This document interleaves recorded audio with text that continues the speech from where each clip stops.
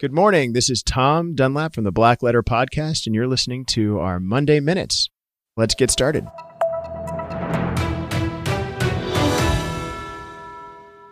Today, we're going to talk about buy-sell agreements, mostly because they've come up more and more during COVID. A lot of business owners are exiting medical practices or other kinds of businesses, restaurants going out of business, but another partner wants to stay in business.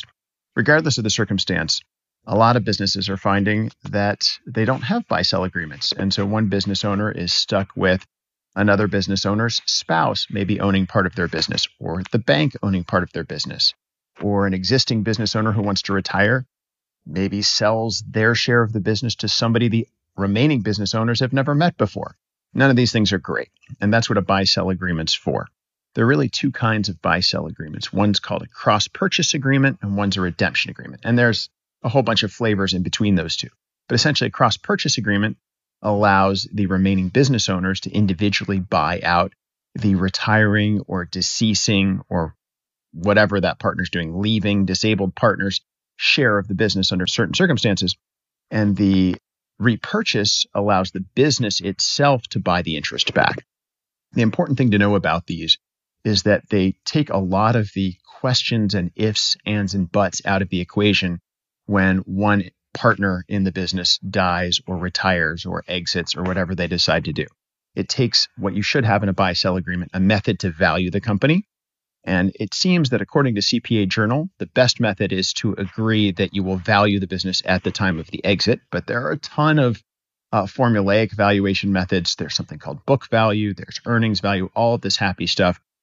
Best thing to do is talk to a lawyer or CPA about how to do that for your business.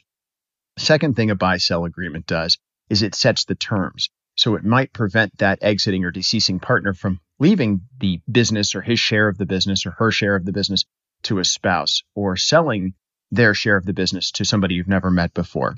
Super important in government contracts as well. You may lose your government contract's special status.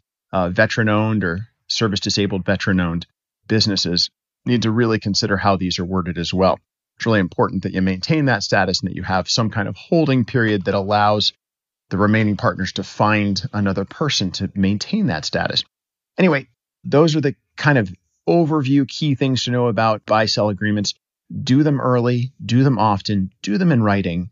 Make sure they include a valuation clause and make sure they include a method and restrictions on who can take the shares when one partner leaves. Who has the right to buy those shares? Is it only the remaining partners? Do they have a right of first refusal?